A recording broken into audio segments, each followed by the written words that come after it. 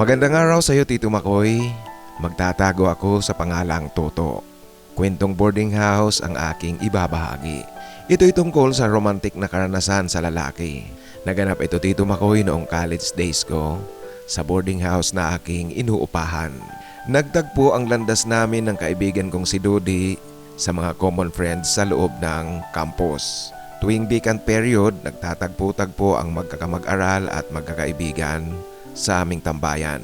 Sa halos araw-araw na tumatambay, walang formal na pagpapakilala, dito kami naging magkaibigan ni Dodi. Isang araw, bumibili ako ng ulam sa karinderyang nasa tapat ng aking boarding house. Napadaan itong si Dodi. Siyempre, Tito Makoy, naghuntahan kami hanggang sa niyaya ko siyang pumasok sa aking boarding house. Sa haba ng kwentuhan namin, doon na rin siya nananghalian. At naikwento niyang galing pala siya sa boarding house ng kanyang kaibigan na mula rin sa kanilang bayan. Nung sumunod na gabi, nagkasabay kaming papalabas ng campus pauwi. Kung pwede raw ba siyang tumambay sa bahay kasi ayaw niya pang umuwi muna sa kanila kasi maaga pa naman. Alam mo kasi, Tito Makoy, 7:30 pa lang ang oras noong lumabas kami ng pamantasan. Tumambay nga siya sa aking boarding house. Kwentuhan lang kami hanggang sa nagpaalam ito at umuwi na sa boarding house niya. Iyon na, Tito Makoy, ang umpisa ng madalas na pakikitambay ni Dodi. Hindi lang sa gabi kundi maging sa umaga, tanghali, hapon. Basta wala pang pasok, madalas na nasa boarding house ko siya tumatambay. Kasual na pagkakaibigan meron kaming dalawa ni Dodi. Subalit, Tito Makoy, nagbago ang lahat ng minsan. Isang gabi, hating gabi na iyon, gising pa rin ako. Katatapos ko lang kasing gawin ang class presentation na aking gagawin kinabukasan. Nag-aayos na ako para matulog. Narinig kong mayroong tumatawag ng pangalan ko mula sa labas ng boarding house sa may gate. Ang kwarto ko kasi, Tito Makoy, nasa tabi mismo ito ng gate sa gilid ng kalsada. May bakod itong humihiwalay sa kalsada. Concrete post at cyclone wire ang bakod. Kaya naman dinig na dinig ko mula sa loob ng aking silid ang pagtawag ng pangalan ko. Hindi pamilyar sa akin ang boses ng tumatawag. Nung lumabas ako sa gate, nakita ko, Tito Makoy, si Dodi akay-akay ng dalawang lalaki, mga kabrad niya sa fraternity. Lasing na lasing ito. Kilala ko rin ang kanyang mga kabrad sa mukha at pangalan, ngunit hindi kami magkaibigan kasi nga nagkikita-kita kami sa loob ng campus. Nag-inuman pala ang kanilang tropa at noong lasing na si Dodi, hating gabi na, nakiusap ito sa kanyang mga kabrad na ihatid dito sa boarding house ko. Sa boarding house kasing tinutuloyan niya, Tito Makoy, merong curfew. Kaya nung oras na iyon, sarado na ang gate, hindi na siya makakapasok. Patay tayo. Ano bang ginawa nyo dyan? Dinaya nyo ng dinaya sa inuman? Yan, Tito Makoy, ang biro ko sa dalawang naghatid kay Dodi. Hindi namin siya dinaya. Naging matakaw sa alak. Ito naman, Tito Makoy, ang biro at tumatawang sagot ng dalawa. Toto, pasensya ka na sa abala. Ito, Tito Makoy, ang lasing na wika ni Dodi.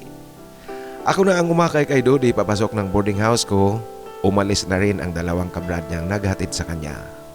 Lasing na lasing talaga, Tito Makoy.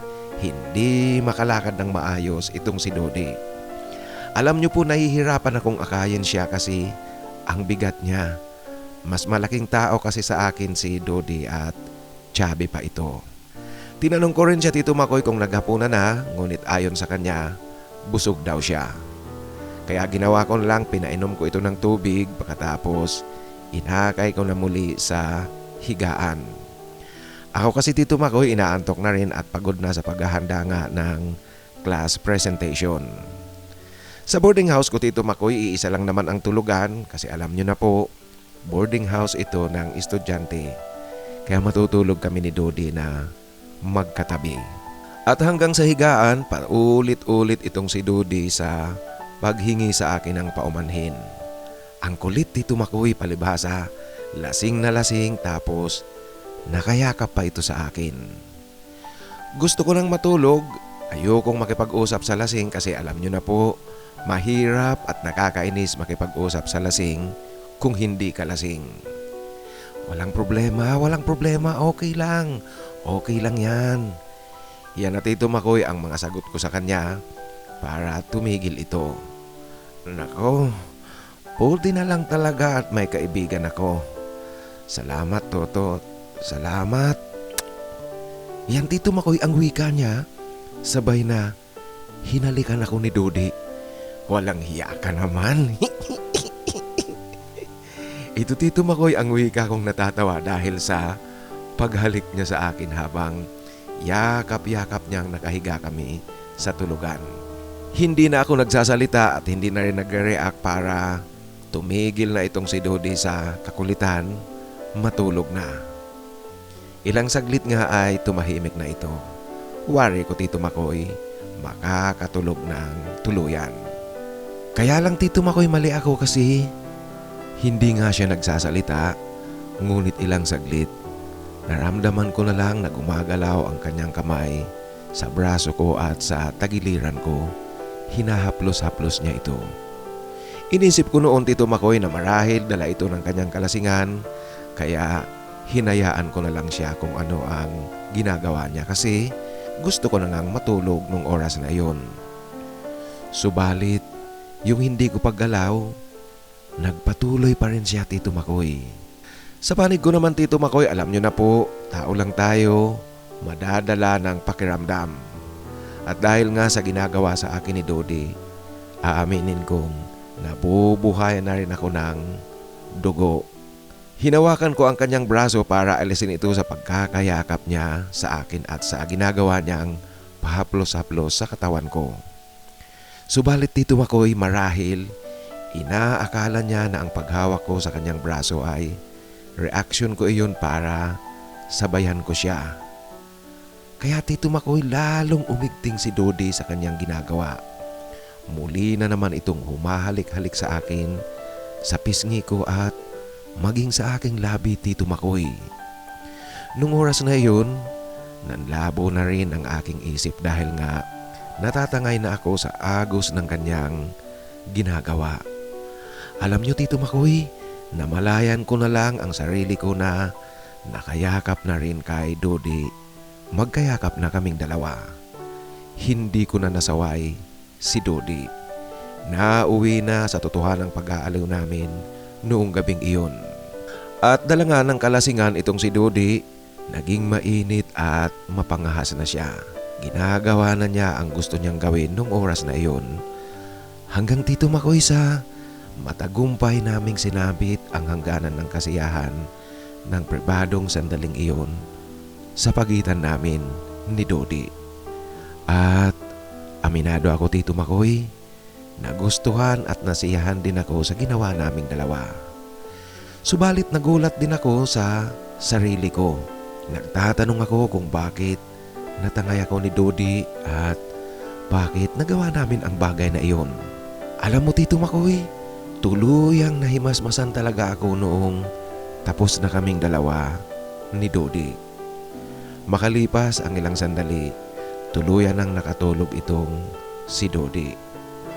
Sa takot ko na baka pagbintangan ako ni Dodi na sinamantala ko ang kanyang kalasingan, alam niyo po ang ginawa ko, inayos ko talaga ang sarili ko, muli kong isinuot ang short at ang sando. Si Dodi naman dahil natulog lang ito na hindi nag-ayos ng kanyang sarili, ako na ang nag-ayos ng kanyang suot, inayos ko muli ang kanyang pantalon. Hindi niya kasi ito ganap na inalis. Kahit na gumawa kami ng pribadong bagay.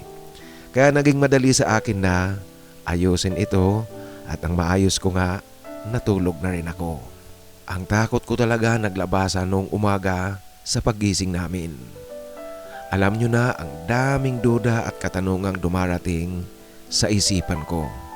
Ano kaya ang sasabihin ni Dodi? Ano kaya ang kanyang iisipin? Maalala niya kaya ang ginawa niya kagabi, ang ginawa namin? Maalala niya kaya na siya ang gumawa ng hakbang. Magkikwento kaya ito sa mga kaibigan at kakilala namin sa eskwela? Ganyan Tito Makoy ang mga katanungang pumapasok sa isipan ko. Ang dami-dami talagang katatakutang dumarating sa aking isip. Hindi ako nagsasalita noong bumangon na kaming dalawa pareho. Si Dodi uminom lang ng tubig at naghilamos, pagkatapos umalis na ito at umuwi na sa kanyang boarding house. Alam mo Tito Makoy, maging sa pamantasan, takot na takot ako sa pagpasok ko. Hindi ko nga nagawang pumunta sa tambayan namin noong vacant period namin ng hapon. Kasi magkahalong takot at hiya ang aking nararamdaman. Makalipas ang 2 araw, sumabay muli sa akin pauwi si Dodi. Sa boarding house ko ito tumuloy, tumambay at doon na rin naghapunan. Kwentuhan kami pagkatapos namin kumain ng hapunan at inaabot kami ng hating gabi. Kaya sa boarding house na naman, nagpalipas ng gabi si Dodi. Noong nakahiga na kaming muli Tito Makoy, tahimik kami pareho ng ilang sandali. Ako na ang nagbukas ng usapan. Tinanong ko siya kung meron ba siyang naaalala tungkol sa aming dalawa noong isang gabi. Yung ginawa natin. Alam ko yun. Pasensya ka na. Ganyan talaga ako paglasing. Galit ka ba? Yan Tito Makoy ang sagot niya sa akin at tanong. Nako, okay lang yun. Huwag kang mag-alala. Hindi yun makakalabas kahit kanino. Iyan naman Tito Makoy ang naging sagot ko sa kanya. At alam niyo po, dahil sa aking sinabing iyon, ganoon din ang nangyari. Ilang sandali ay muli na naman siyang yumakap sa akin at wala nang gaano pang kwento Tito Makoy na ulit sa aming dalawa ni Dodi ang ginawa namin noong isang gabi. Iyon na ang naging simula ng aming ginagawang sekretong bagay. Kasi Tito Makoy, sa panig ko naman dumaan ang mga araw. Aminado akong hinahanap ko na rin iyon. Kaya madalas na namin ginagawa at mas napapadalas pa ang pagpapalipas ng gabi ni Dodi sa boarding house. Hindi naman namin ginagawa iyon gabi-gabi, basta may pagkakataon at nasa boarding house itong si Dodi, ginagawa namin ang pribadong bagay. Ang nakapagtataka pa Tito Makoy, noong panahon na iyon kaming dalawa ni Dodi, pareho kami may syota. Ngunit ang mga syota namin wala sa lungsod kung saan kami pumapasok ng kolehiyo. Tuwing weekend, umuwi kaming dalawa. Siyempre kasama namin pareho ang aming mga syota sa kanya-kanyang lugar namin. At pagbalik namin sa lungsod, kaming dalawa na naman ni Dodi ang magkasama. Kaming dalawa ang magkasalo. Nagtuloy-tuloy ang aming ginagawa Tito Makoy hanggang sa magtapos kami ng kolehiyo. Sa aming pagtatapos, naghiwalay ang aming landas, nagkanya-kanya na kaming lakad, hanggang sa nabalitaan na lang namin na pareho na kami may pamilya. Kapwa iba ang nakatuluyan namin Tito Makoy, hindi yung mga syota namin noong college kami. Alam niyo po, matagal na panahon na wala kaming direktang komunikasyon kasi noong mga panahon na yun Tito Makoy, wala pa tayong cellphone. Naging abala kami pareho sa pagtataguyod ng aming pamilya. At makalipas nga Tito Makoy ang napakahaba talagang panahon na hindi namin pagkikita, hindi ko inaasahan na muling magtatagpo ang landas namin ni Dodi. Nagkita kami muli Tito Makoy sa loob ng campus ng pamantasan. Ang nakakatuwa, alam niyo po, graduation ng panganay namin sa college. Yung panganay ko at ang panganay ni Dodi. Masaya kaming dalawa, nagkukulitan kagaya noong mga panahon. Sa seremonya, ang mga asawa namin ang umabay sa mga anak namin, kaya kaming dalawa ni Dodi nasa isang sulok nagkikwentuhan. Ang bilis nga ng panahon, ano? Akalain mo, heto na tayo, mga anak na natin ang nasa kampus, mga anak natin ang nagtapos. Ito Tito Makoy ang wika ko. Oo nga, Alam mo, nakakamiss din yung mga araw natin noon. Yan naman ang wika ni Dodi. Alin ba, Dodi, ang sinasabi mo? Yung tayong dalawa?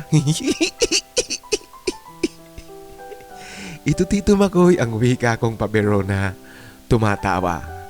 Alam niyo po, wala naman kasing taong malapit sa kinakapwestuhan namin kaya nakakapagbiroan kami ng buwelong-buwelo. Tumawa itong si Dodi sa sinabi ko. Alam mo, Dodi, kung pwede lang sanang balikan ang mga panahon na iyon, napakagandang balikan. Yan, Tito Makoy, ang wika ko kay Dodi na ang ibig kong sabihin ay balikan namin yung mga masasayang araw namin noong kabataan namin, yung nagkukulitan kami. Ngunit Tito Makoy, sadyang loko-loko talaga itong si Dodi. Akalain mo ba naman, ang sagot niya sa akin, Toto, pwede nating balikan yun kung pareho na tayo byodo. Iyan, Tito Makoy, ang wika ni Dodi, sabay humagalpak talaga ito sa tawa. Walang hiya ka naman. Gusto mo pa yatang mabyodo tayo kaagad? Yan, Tito Makoy, ang sagot ko namang tumatawa sa aming kulitan. Alam niyo po talagang ang ingay naming dalawa habang hinihintay naming matapos ang seremonya ng graduation ng mga anak namin. Sa ngayon, Tito Makoy, masaya kami ni Dodi pareho sa aming buhay may pamilya. At dahil nga meron na tayong mga cellphone ngayon, meron ng Facebook, meron ng Messenger, nagkukulitan pa rin kami paminsan-minsan sa Messenger. Naku, Toto, mabiyudo man tayo, matanda ka na. Yan, Tito Makoy, ang unang banat niya sa akin sa aming pagbibiroan sa Messenger. Matanda ka dyan. Baka ikaw ang matanda na. Alam mo, Dodi, baka kung dumating man ang panahong sinasabi mo, hanggang estimate ka na lang. Maging sa akin, estimate na lang ang gagawin mo. Yan, Tito Makoy, ang wika ko kay Dodi sa aming pagbibiroan. Talagang hindi namin maiwasang dalawa, hindi namin mapigilan ang magkulitan at magtawanan tuwing nagkakaroon kami ng pag-uusap sa Messenger na kaming dalawa lang.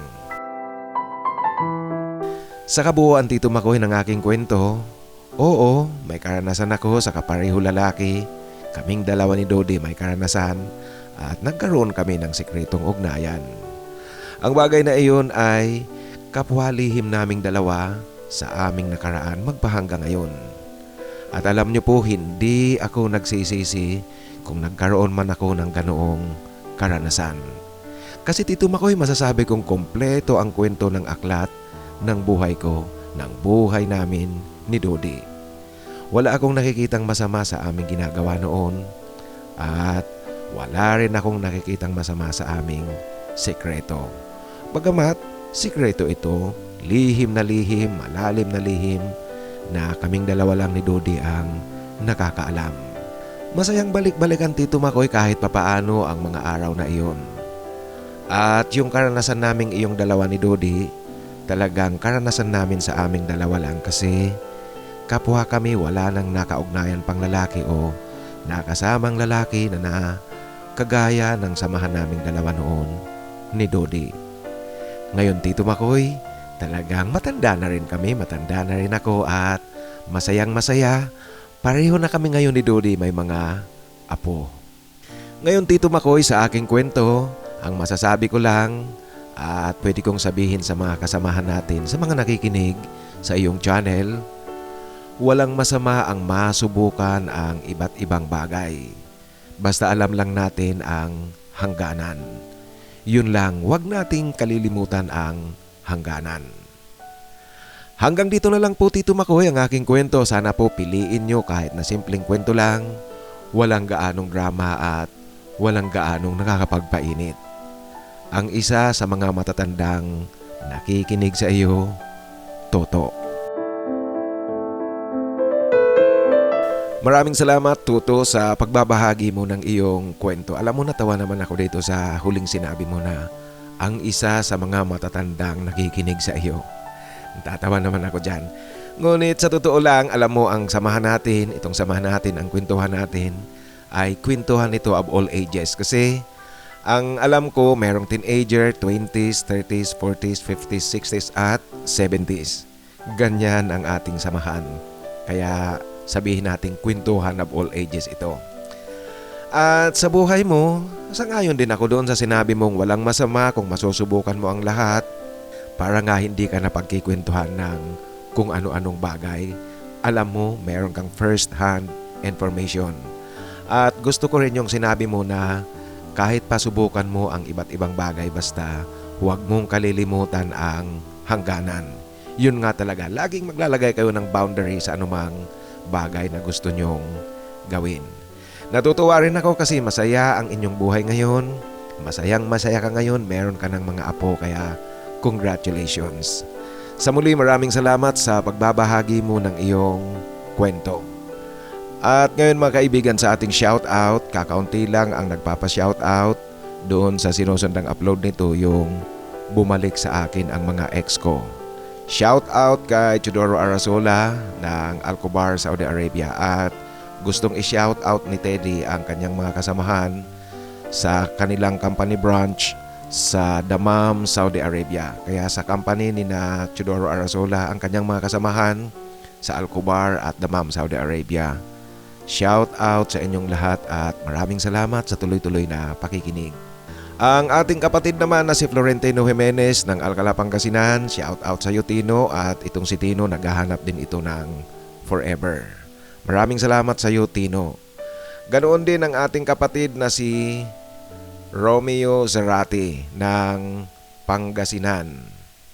Gusto niya rin daw magkaroon ng forever. So dalawa kayong mga taga Pangasinan, Florentino Jimenez at Romeo Zarate. Baka pwedeng kayo na lang ang kumustahan, magpadala ng message. Malay natin, alam nyo minsan mga kaibigan, hindi natin alam na naghahanap tayo ng isang bagay. Ngunit ang isang bagay palang hinahanap natin ay nasa loob lang ng ating bakuran. Kaya shout out sa iyo muli, Romeo Zarate ng Pangasinan. Naghahanap din ito ng tunay na kaibigan. Kaya kung nakikinig si Tino Jimenez, at alam ko nakikinig ka Tino, ito, baka pwedeng kausapin, mag-usap kayo ni Romeo Zarate. Sa muli, Romeo Zarate, maraming salamat sa pakikinig. Ang ating kapatid naman na nasa Dubai, United Arab Emirates, Adon Vlogs, Adon, maraming salamat sa tuloy-tuloy na pakikinig at shout out sa iyo.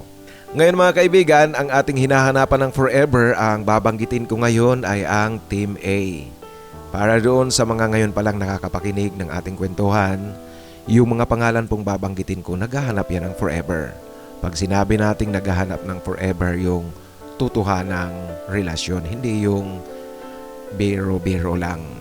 Naghahanap ng forever si Alvin Calalang, Dominador Patawaran, Paulo Laison, Jason Hanson, Julius Espirito, si Neil R, Sam Barreto, Ramon Sarmiento at si Chor Barrel. Kung naghahanap kayo ng forever, pwede din nyo silang kontakin. At sa muli, yung mga nais na magpa-shoutout, pakisulat po sa pinakahuling upload para siguradong mabasa ko yan.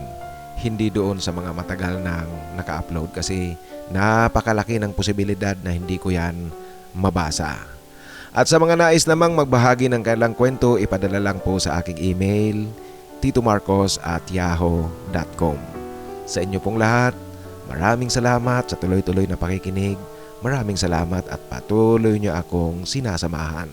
Sumain nyo sana ang biyaya, napakalaking biyaya galing sa itaas.